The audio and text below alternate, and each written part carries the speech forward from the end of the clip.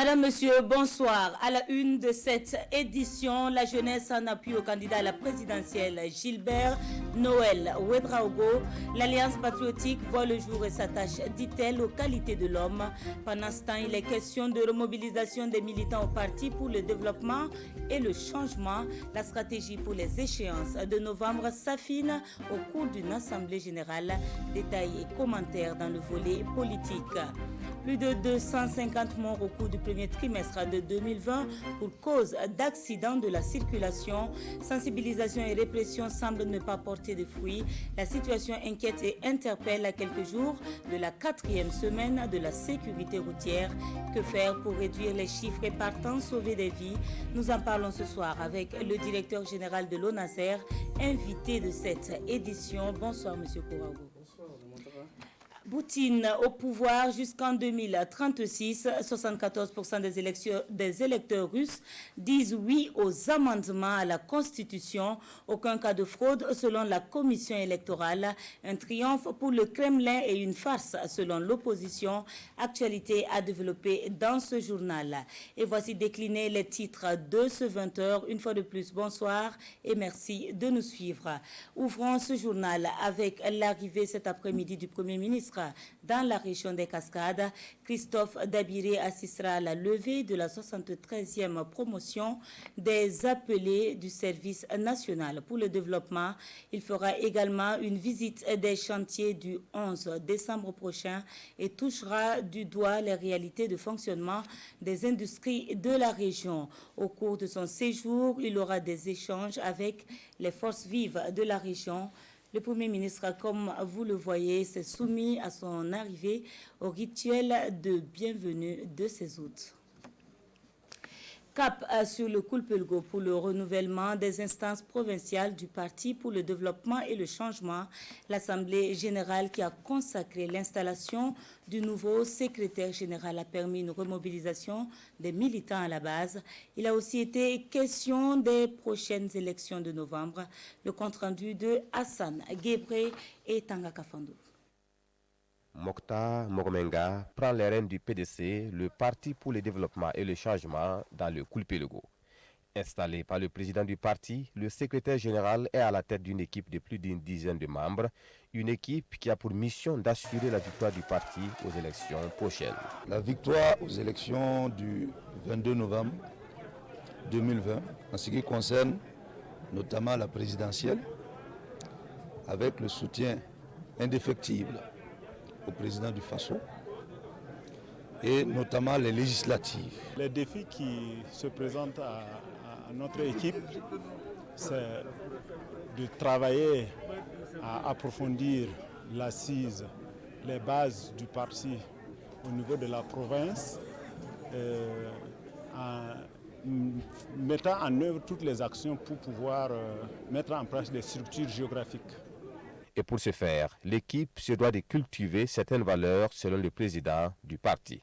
Le conseil, d'abord l'humilité, la tolérance, la communication, la paix, la persévérance et le courage. Le soutien qu'on peut apporter à la nouvelle équipe en tant que coordonnateur provincial, c'est rester à leur écoute pour toutes les actions qu'ils vont mener sur le terrain, à chaque fois que le besoin sera exprimé. La cérémonie d'installation des instances du parti dans le Koulpelgo a été pour le PDC une occasion de grande mobilisation et de clarification quant à la position du parti pour les prochaines échéances électorales. Et un soutien qui se veut important pour mettre Gilbert Ouedraogo à la présidentielle.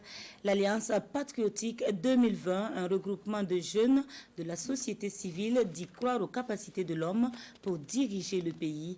Elle a rencontré la presse ce matin pour exposer ses arguments. Détails avec Césaire Carfo et Fousseni Kindo. Ancien membre d'une coalition de jeunes qui soutenait en 2015 feu Jean-Baptiste Natama, ces jeunes regroupés au sein de l'Alliance patriotique Gilbert Noël Ouedraogo 2020 se sont trouvés une nouvelle mission, celle de soutenir Maître Gilbert Ouedraogo à la prochaine présidentielle au Burkina Faso.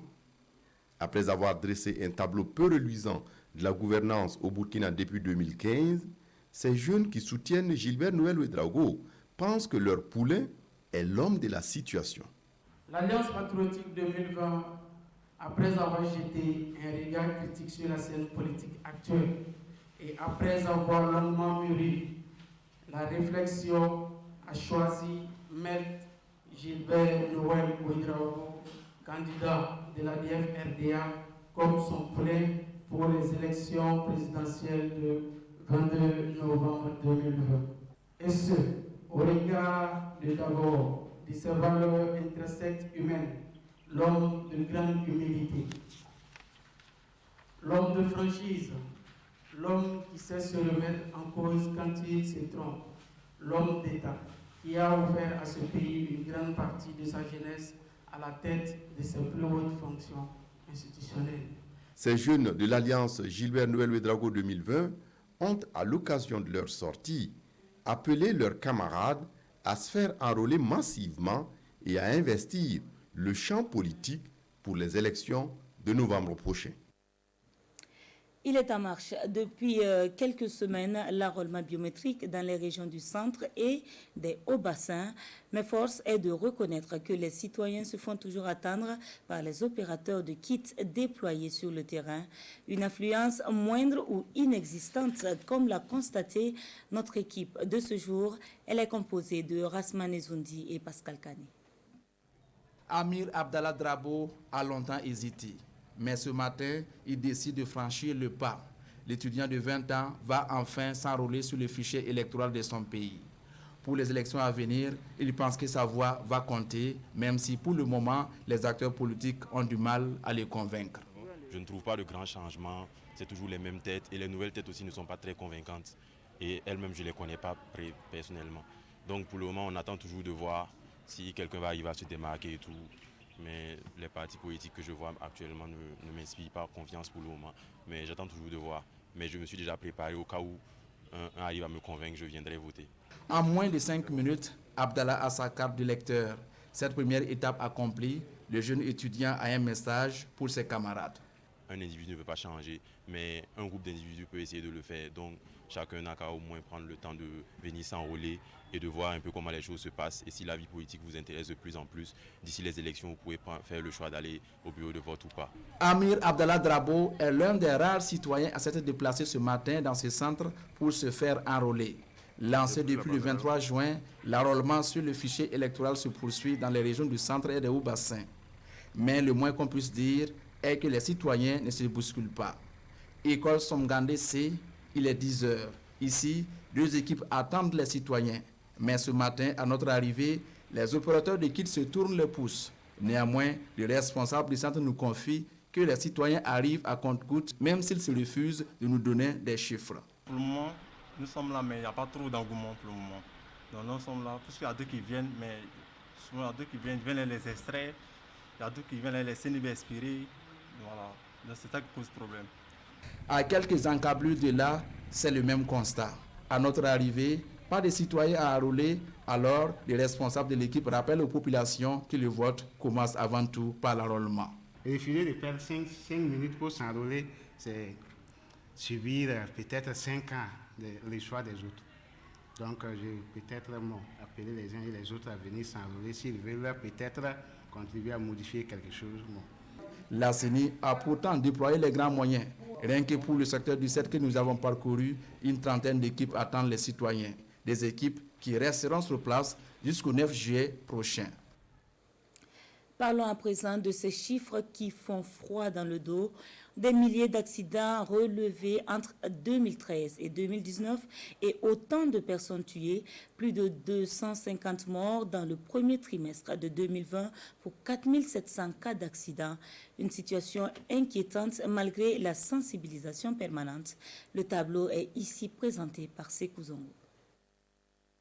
Ce sont des images devenues courantes sur les grands axes routiers et dans les grandes villes du Burkina. La route tue. Et chaque jour, ce sont des morts et des blessés graves qui sont enregistrés, semant le deuil et la désolation dans de nombreuses familles. Les chiffres l'attestent, la courbe et la fréquence des accidents est en hausse. 19 770 accidents pour 1125 décès en 2013, 19 881 accidents et 964 décès en 2017, 20 578 accidents dont 978 personnes ayant perdu la vie en 2019. Et pour le premier trimestre de cette année, on recense déjà 4 655 accidents ayant entraîné la mort de 252 personnes. La situation reste donc préoccupante et cela malgré les campagnes de sensibilisation.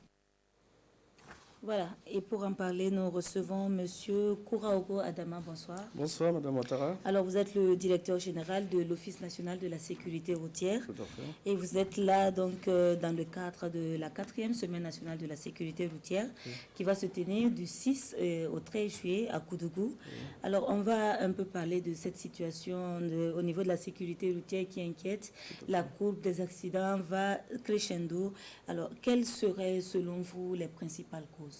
Merci, Mme Ouattara. Je voudrais, si vous permettez, tout d'abord, au nom du ministre des Transports, de la Mobilité urbaine et de la sécurité routière, vous remercier pour votre engagement. Quand je dis vous, c'est tous les médias nationaux. Dans votre engagement, en tout cas, à nous accompagner pour que la route tue moins au Burkina Faso. Vous avez fort fait en tout cas, montrer des chiffres.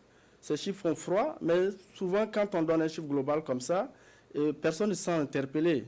Prenons seulement un seul individu, un père de famille, parmi ce millier de tués-là, et vous imaginez les conséquences si ce père de famille est vraiment le moteur de la famille.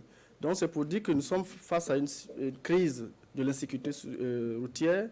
Il faut avoir le courage de le dire, et cela demande la mobilisation, en tout cas de tous, pour que nous arrivions à bout de ce fléau-là, parce que ce n'est pas une fatalité et ça peut être évité pour peu que nous respectons la règle de la circulation routière. Pour revenir à votre question principalement, quelles sont les causes? Les causes, la première, quand on analyse un accident, cela montre que c'est la résultante de 3 facteurs. Il y a l'homme, il y a le véhicule, il y a la route. Mais l'erreur humaine représente 77% des causes d'accidents. Et quand on parle d'erreur humaine, c'est le non-respect du code de la route, des règles de circulation routière. Et en prime, c'est véritablement l'excès de vitesse. Et vous savez très bien que l'excès de vitesse augmente la gravité des accidents. Voilà. On peut avoir des accidents et puis on peut dénombrer moins, en tout cas, de blessés ou de tués, mais avec l'excès de vitesse, la gravité est intensifiée et le nombre de tués est intensifié. Pour vous donner un chiffre peut-être beaucoup plus concret, quand nous prenons en agglomération, vous constatez que sur 100 accidents, on a 3 morts, 71 blessés. Mais en race campagne, ça veut dire, entre les villes, nous avons pour 100 accidents, 20 tués et 108 blessés graves. Et du fait, et la principale cause, c'est l'excès de vitesse. À cela, il faut ajouter également l'abus de certains stupéfiants, l'alcool, notamment la conduite sur l'effet de l'alcool. Il y a également le transport mixte qui est un facteur d'aggravation des accidents. Et il y a bien d'autres facteurs, simplement, qui ne souffrent pas d'application, notamment le port de casque. Le non-port de casque vraiment aggrave en tout cas les cas d'accident, et également le port de ceinture de sécurité. Alors, mais par rapport à ces causes des accidents, il y a également la sensibilisation qui a été trouvée comme une solution. Une sensibilisation dans laquelle on se trouve depuis des années, mais on a l'impression qu'il n'y a pas de résultat. Et on a un peu l'impression également qu'au niveau des autorités publiques, on ne durcit pas véritablement le ton, parce qu'on observe certains comportements, certaines attitudes devant, par exemple, la police. Alors, le citoyen n'est pas inquiété. Alors, qu'est-ce qu'il faut faire par rapport à cela, justement? Oui, mais qu'est-ce qu'il faut faire? C'est une interpellation de toute la communauté nationale. C'est vrai que le gouvernement a pris une série de mesures, une batterie de mesures. Et il faut aussi reconnaître quand même que les chiffres ont stagné, commencent à stagner. cela n'est pas reluisant, c'est vrai, mais le fait de prendre des tests importants comme l'interdiction de transport mixte, également la limitation de vitesse et les campagnes de contrôle radar que nous exerçons, il y a quand même, au moins, on contient le phénomène. Mais les chiffres sont toujours alarmants. Vous parlez de répression, on ne peut pas réprimer tout un peuple. Donc nous croyons d'abord à la sensibilisation. Il faut d'abord sensibiliser et encore sensibiliser. Et on va arriver à un moment donné avec, bien sûr, la mobilisation sociale et communautaire pour que les changements positifs de comportement puissent être observés, parce que c'est de là qu'il s'agit. C'est une question de responsabilité individuelle et collective, parents, en tout cas leaders d'opinion, et les gouvernements, bien entendu. Mais le gouvernement, les tests existent. Il faut sensibiliser et encore sensibiliser. Et la portion congrue qui reste, la répression peut être efficace. Parce qu'on ne trouvera pas des forces de répression pour chaque Burkinabé. Voilà pourquoi nous croyons. Mais quand un tricycle passe par exemple devant un policier avec un objet d'un gabarit qui est supérieur à lui-même, son PTAC, et qu'il n'y a rien qui est fait, ça inquiète. Oui, ça peut inquiéter. Et cela même, au-delà du policier, les autres usagers de la route devraient jouer un peu les vigies. C'est cela qu'il s'agit.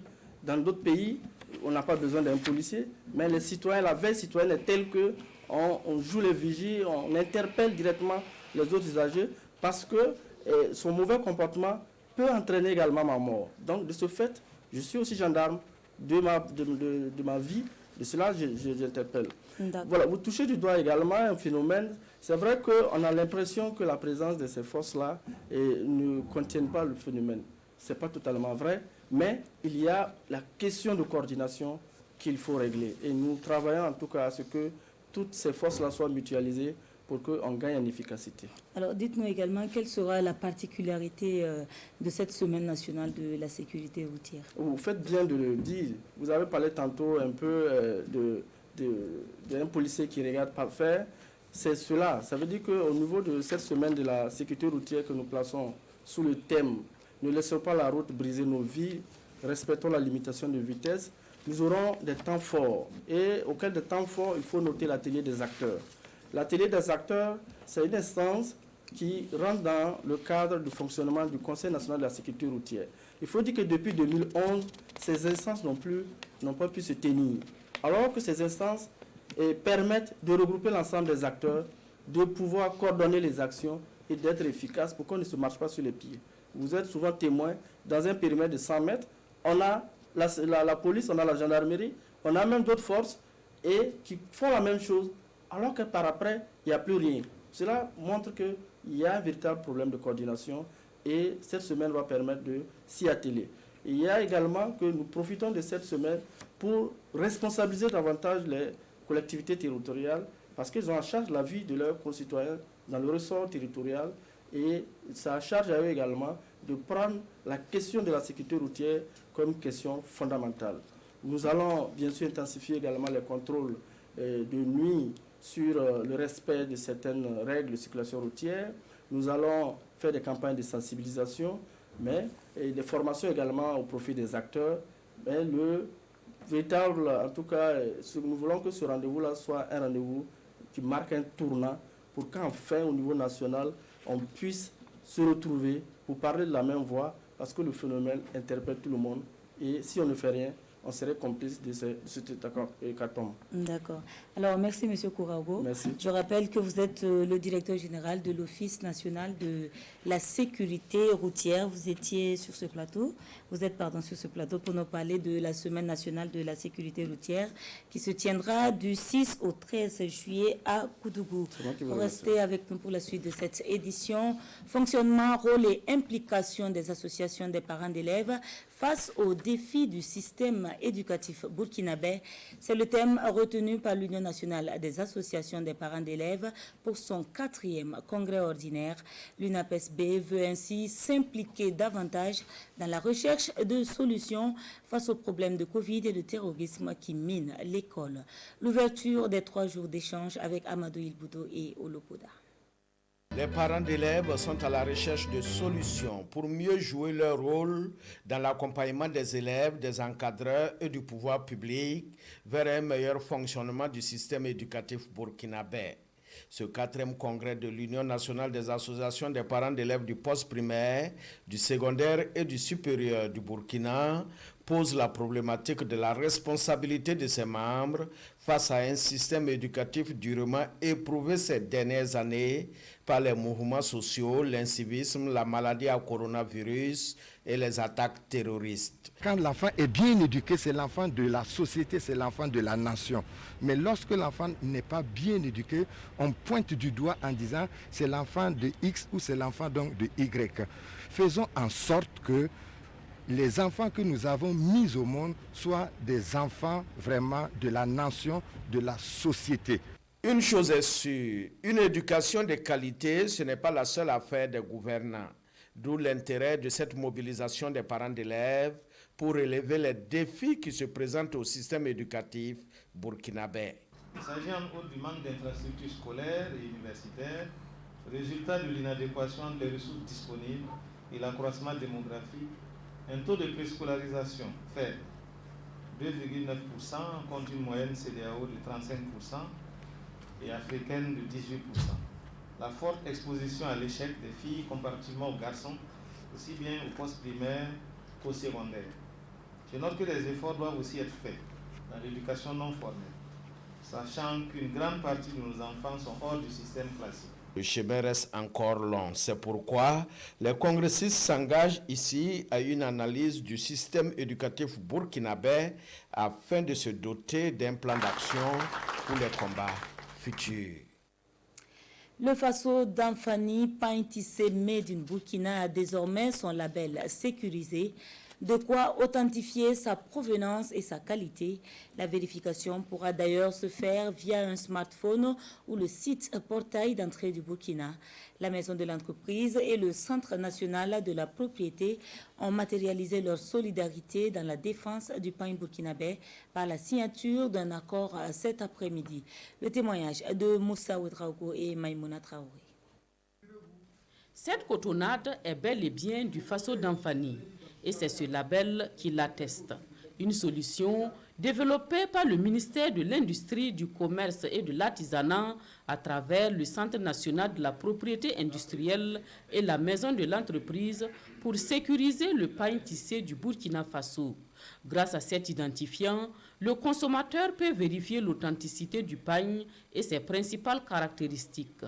Vous pouvez vous rendre sur le site web du PEB, www.peb.bf, et pour aller vérifier l'authenticité à travers le numéro de référence unique qui est affiché sur le label Faso d'Anfani. Ou bien, deuxième méthode qui est plus simple, vous pouvez utiliser votre smartphone muni d'une connexion Internet pour flasher le QR code qui est sur le label afin donc de vérifier l'authenticité. Et vous avez toutes les informations liées donc à la structure porteuse. La labellisation du Faso d'Anfani a l'avantage de lutter contre la fraude et la falsification, de mettre à la disposition du consommateur des pains de qualité et d'améliorer la compétitivité du produit sur le marché international. Ça va encourager les acteurs à travailler à plus de qualité. Parce que souvent, il y a des tisseurs qui travaillent bien, il y a d'autres qui font du mauvais travail. Et on met tout ça, on dit que non, le pain du Burkina Faso, là, c'est pas bon.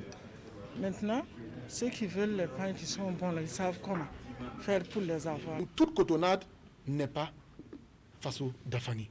Mais le Faso d'Anfani, c'est une cotonnade qui a été faite au Burkina Faso. Parce que ce que nous voulons encourager, c'est celui qui vient du coton burkinabé, du fil burkinabé, et fait par des tisseuses qui sont engagées à produire notre pain. La signature de cet accord entre le ministère du Commerce et la maison de l'entreprise du Burkina Faso marque le début d'une synergie d'action pour défendre, sécuriser et valoriser le Faso d'Anfani. Les boissons contrefaites, par contre, ne font partie des produits prohibés par le ministère du Commerce. Leur vente n'est pas encouragée, encore moins leur consommation. Après leur saisie et leur destruction par la brigade mobile de contrôle, le ministère du Commerce a rencontré la presse ce 2 juillet pour faire part de nouvelles mesures sur la commercialisation illicite des boissons alcoolisées. Daouda Ouattara et Amadou Marcel Ato. Voici ce qui reste des produits contrefaits et prohibés après le passage de ce Caterpillar. Environ 300 000 litres de boissons frelatées, des huiles de moteur et autres produits alimentaires sont ainsi détruits par les services du ministère en charge du commerce. Nous avons saisi au total plus de 6 millions de sachets, soit l'équivalent de plus de 1500 barriques de 200 litres de boissons frelatées. Longtemps combattue, la contrefaçon a toujours la peau dure au Burkina, surtout dans le domaine des boissons alcoolisées. Il faut donc agir et vite, selon le secrétaire général du département du commerce. Le cahier des charges a vocation à réglementer en fait les activités de production industrielle d'alcool, les importations, la commercialisation et la distribution. Avec ce cahier des charges, il vous faut, en plus de l'autorisation d'implantation, respecter un certain nombre d'équipements à mettre en place, un certain nombre de critères en matière de construction des infrastructures, en matière de disposition de l'outil de production, mais aussi il vous faut à la fin une autorisation de production. Par ailleurs, le ministère du Commerce interpelle l'ensemble des acteurs à plus de responsabilités face aux produits impropres à la consommation. Toute chose qui devrait contribuer à mieux assainir le secteur du commerce au Burkina Faso. De meilleurs rendus dans le traitement des affaires pénales et une amélioration de l'image de l'appareil judiciaire, des objectifs qui portent la formation initiée par le département de la justice à l'endroit des acteurs de la chaîne pénale. Il s'agit de mieux cerner les innovations contenues dans le code pénal et le code de procédure pénale. Les explications avec Moussa Ouedraogo et Moumouni Soubeiga. Tous acteurs de la chaîne pénale, ils sont conviés pour une mise à niveau sur les innovations introduites dans le nouveau code pénal et le code de procédure pénale.